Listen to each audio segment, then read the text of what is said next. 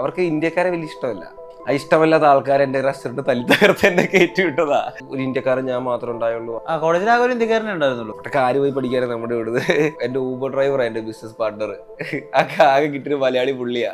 ഈ plus two കാരിയെ കാരണം കുറച്ച് സ്ത്രീ വിരോധി ആയിട്ടുണ്ടല്ലേ? I know you watching. ഇവരെവിടെ എന്താ ചെയ്യാ അന്വേഷിച്ചു പോയിട്ടുണ്ട്. എല്ലാം അറിയാം. നിങ്ങളുടെ നല്ലൊരു കാമുകൻ ഉണ്ടായിരുന്നു. അത് പണ്ടുണ്ടായിരുന്നു, മുടി പോയപ്പോ പോയതാ. പ്രേമിച്ച് കഴിഞ്ഞാൽ ഒരാളോട് ഇഷ്ടം തോന്നി കഴിഞ്ഞാൽ കമ്മിറ്റഡ് അഡ്വഞ്ചറസ് ലവ് ആയിരുന്നു അൻവിൻ. അതൊക്കെ പറഞ്ഞാൽ മോശമായി പോകത്തില്ലേ? ഭയങ്കര ആത്മാർത്ഥതയുള്ള. പിന്നെ എനിക്ക് നല്ല ആത്മാർത്ഥമായിരുന്നു, അതുകൊണ്ടല്ലേ അവിടെ പോയപ്പോ വിഷമമായത്. അതുകൊണ്ടല്ലേ പ്രേമിക്കാൻ നടക്കുന്നത്. നഷ്ടപ്പെട്ട പൈസ ഇവിടുന്ന് അപ്പൻ അയച്ചു തരുമ്പോ നമ്മൾ ആ പൈസ എടുത്ത് അവിടെ ഇട്ട് ആ റെസ്റ്റോറന്റ് അങ്ങ് സ്റ്റാർട്ട് ചെയ്തു. എനിക്കിങ്ങനെ പഠിക്കാൻ വലിയ താല്പര്യമൊന്നുമില്ലായിരുന്നു. പഠിച്ച് അങ്ങനെ വലിയ ആളായി ഇങ്ങനെ ഹൈ എൻഡ് പൊസിഷനിൽ ഇരിക്കണം എന്നൊന്നുമില്ല. അതിനേക്കാളും മണ്ടയ്ക്ക് ഇരിക്കാൻ ബിസിനസ് ആണല്ലോ നല്ലത്. നമ്മുടെ എഡ്യൂക്കേഷൻ സിസ്റ്റത്തിന് വലിയൊരു ഫോൾട്ട് ഉണ്ട്. പൈസ ഉണ്ടാക്കാൻ പഠിപ്പിക്കത്തില്ല. പൈസ ഉണ്ടാക്കുന്ന ഒരാളുടെ അടിയിൽ എങ്ങനെ വർക്ക് ചെയ്യാൻ പഠിപ്പിക്കും. ഞാനൊരു ബില്യനെയറോ ഒന്നും അല്ല. എനിക്ക് നല്ല വണ്ടികളൊന്നും ഇല്ല. സ്യൂട്ടൊക്കെ ഇട്ടിട്ട് ഈ സ്യൂട്ട് എന്നൊക്കെ പറഞ്ഞ ഏതെങ്കിലും ഒരു ചാത്തൻ കടയിൽ പോയിട്ട് വാങ്ങിച്ചിട്ടിട്ട് അഡ്ജസ്റ്റ് ചെയ്ത് നമ്മളൊരു ഡീലിന് പോകുമ്പോൾ ഒരു സോപ്പ് പെട്ടി കാർ കൊണ്ട് നമ്മൾ പോവുക. ഓക്കെ, ആ ഡീലിൽ അവിടെ ചെല്ലുമ്പോൾ നമ്മൾ വലിയ കമ്പനിയുടെ ആളാന്നൊക്കെ പറഞ്ഞിട്ടല്ലേ പോവുക. നമ്മള് വണ്ടി ഏതെങ്കിലും മൂലയ്ക്ക് കൊണ്ട് പാർക്ക് ചെയ്തിട്ട് ഏതെങ്കിലും നല്ല വണ്ടിയുടെ ഇടയിൽ കൂടെ ഇറങ്ങി വരും. എന്റെ ഫസ്റ്റ് ഡീൽ എന്ന് പറയുന്നത് ഞാനൊരു മൾട്ടി മില്യൺ കമ്പനിയുടെ ഓണറാന്നൊക്കെ പറഞ്ഞിട്ടാണ് ഞാൻ പോയിട്ട് കോൺട്രാക്ട് പിടിക്കുന്നത്. എന്റെ ലോവസ്റ്റ് പോയിന്റ് പട്ടിണിയാണ്. ഡെഫിനറ്റ്ലി ഞാനും എന്റെ ഒരു കൂട്ടുകാരും ഞങ്ങൾ ഒരുമിച്ചാണ് പട്ടിണി കിടന്നിട്ട്. പിന്നെ പട്ടിണി കിടക്കാതെ ഒരു മനുഷ്യൻ എങ്ങനെ ഇവിടെ എത്തുക? വെള്ളം കുടിച്ച് കിടക്കും. പിറ്റേ ദിവസം ആകുമ്പോഴത്തേക്കും ആരെങ്കിലും ഫ്രണ്ട്സ് ഒക്കെ വരുമ്പോഴത്തേക്കും ആർക്കെങ്കിലും എന്തെങ്കിലും ശമ്പളം കിട്ടുമ്പോൾ ഒരു പിസയൊക്കെ വാങ്ങിച്ച് ഞങ്ങളെല്ലാം കൂടെ ഷെയർ ചെയ്ത്, ഞാൻ എന്റെ കാര്യം മാത്രമല്ല പറഞ്ഞ ആ വീട്ടിലുള്ള എല്ലാവർക്കും അതേപോലത്തെ ഒരു അവസ്ഥയായിരുന്നു ആ ഒരു സമയത്ത്. വീഡിയോ ഗെയിംസ് ഒക്കെ കളിച്ച് ഇപ്പൊ തന്നെ റിട്ടയർഡായി UK സെറ്റിലായ ഒരു മനുഷ്യൻ അൻവിൻ ജോസ് ആണ് ചേരുന്നത്. നമസ്കാരം. നമസ്കാരം ബ്രോ. കുറെ ആളുകൾക്ക് ഇന്റർവ്യൂസ് ഒക്കെ പുറത്തു വന്നതോടുകൂടിയിട്ട് കുറേയും കൂടി കാര്യങ്ങൾ മനസ്സിലാവാൻ വേണ്ടി തുടങ്ങി. ആ വിധത്തിലുള്ള മെസ്സേജസും ആ വിധത്തിലുള്ള ഒരു വാംത്ത് ഇപ്പോൾ ഇൻസ്റ്റാഗ്രാം ഇൻബോക്സിലുണ്ടോ? യെസ്, ഞാൻ അവിടെ നിന്ന് വന്നേക്കാളും ഭയങ്കരമായിട്ട് മെസ്സേജും കാര്യങ്ങളും എല്ലാം ഇപ്പോഴാണ് കൂടുതൽ വരുന്നത്. വെൽക്കം ടു കൊച്ചി എന്ന schema. Messages like flooding in ഭയങ്കരമായിട്ട് ഒരുപാട് വരുന്നുണ്ട്. അതിൽ സെലിബ്രിറ്റീസ് ഒക്കെ ഉണ്ട്. പെപ്പ ഉൾപ്പെടെ മീറ്റിങ്ങിന് വേണ്ടി ക്ഷണിച്ചതെന്നൊക്കെ നമുക്ക് റീൽസിൽ കാണുന്നുണ്ട്. Peppa reels ക്ഷണിച്ചൊന്നുമില്ല. പെപ്പ നേരത്തെ അറിയാം എനിക്ക്. അങ്ങനെ ഒരു ചെറിയ കണക്ഷൻ ഉണ്ട്. Okay, fine. അപ്പം അത്യാവശ്യം അറിയുന്ന ആളാ. ശ്രീലങ്കന്ന് UK ഉള്ളൊരു പാസ് ഉണ്ടല്ലോ, ട്രാൻസിഷൻ. അതെ. ശ്രീലങ്കൻ ജീവിതം എങ്ങനെ ഉണ്ടായിരുന്നു? ശ്രീലങ്ക ലൈക്ക് സിമിലർ നമ്മളെ കേരളം പോലെ തന്നെയാ.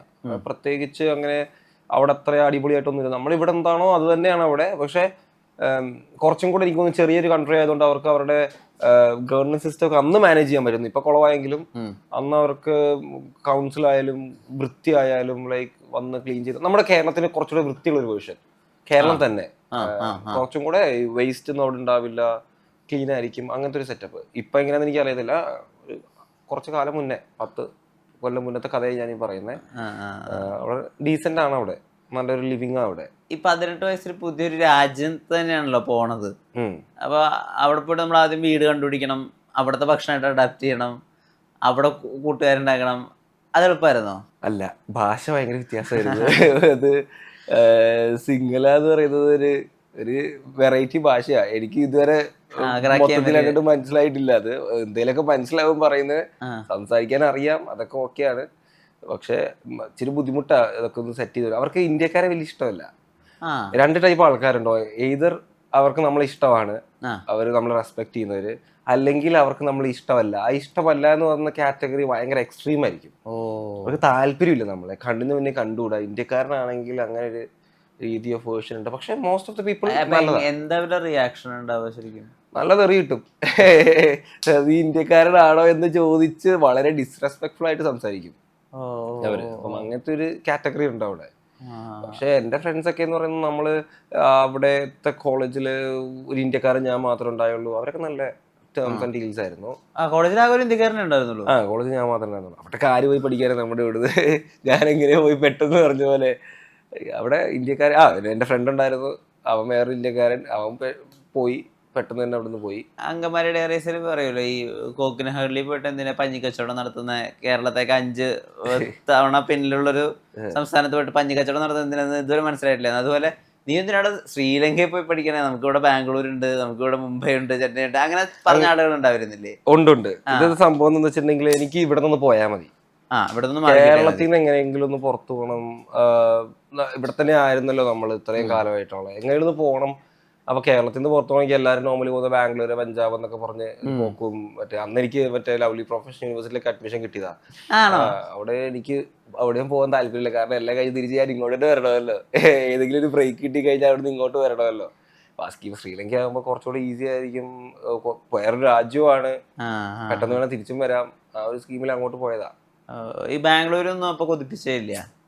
ബാംഗ്ലൂരിനെ പറ്റി നമുക്ക് വലിയ ഐഡിയ ഒന്നുമില്ല. ഞാൻ പറഞ്ഞില്ല, ഇത് എന്റെ ജനറേഷനൊക്കെ കുറെ കൂടെ പുറകോട്ടാ.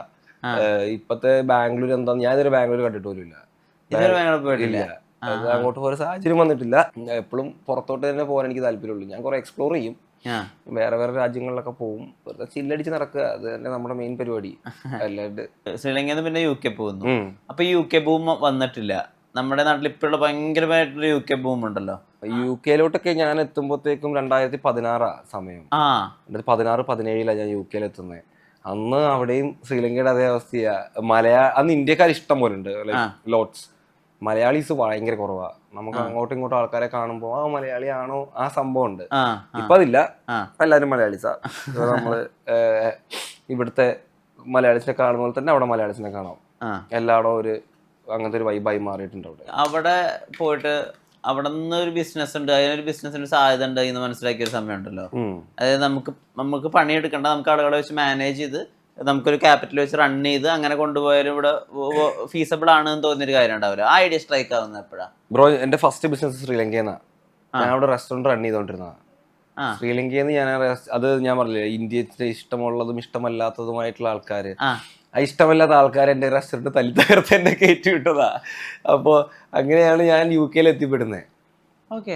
അപ്പൊ പിന്നെ UK പഠിക്കാൻ തന്നെ പോയതാ. Nothing related to business. താല്പര്യമൊന്നുമില്ല. അവിടെ പോയി പഠിച്ച് ആ സമയത്ത് ഞാൻ പറഞ്ഞു മലയാളീസ് കുറവാന്ന് പറഞ്ഞ്. അങ്ങനെ ഊബർ വിളിച്ചപ്പോൾ എൻ്റെ ഊബർ ഡ്രൈവർ എൻ്റെ ബിസിനസ് പാർട്ണർ ആകെ കിട്ടിയൊരു മലയാളി പുള്ളിയാ. പുള്ളി മലയാളി ആയതുകൊണ്ട് ഇച്ചിരി കപ്പയും മീൻകറിയൊക്കെ ഉണ്ടാക്കി തന്ന് പുള്ളിയുടെ വീട്ടിലൊക്കെ പോയി നമ്മളങ്ങനെ ഒരു ബിസിനസ് ഒക്കെ സംസാരിച്ച് അങ്ങനെ ചെയ്തതാ. Is very well settled in Australia. ഓസ്ട്രേലിയയിലോട്ട് മൂവ് ചെയ്തു പുള്ളി. പുള്ളി ബിസിനസ് ഒക്കെ റിട്ടയർ ചെയ്ത് പുള്ളി ചില്ലടിച്ച് അങ്ങനത്തെ ഒരു മനുഷ്യനാണ് പുള്ളി.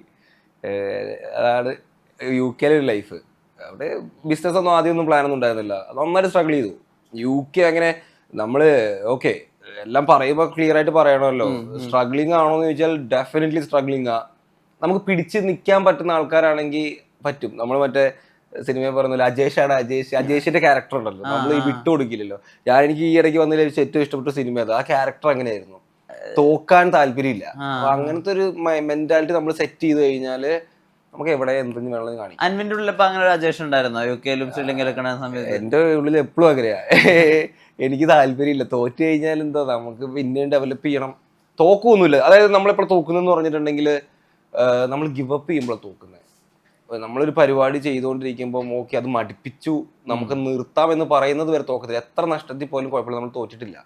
നമ്മൾ ഗിവ് അപ്പ് ചെയ്യുന്ന ഒരു മൊമെന്റ് ആണ് നമ്മൾ തോക്കുന്നത്. നമ്മൾ ഗിവ് അപ്പ് ചെയ്യുന്നില്ല.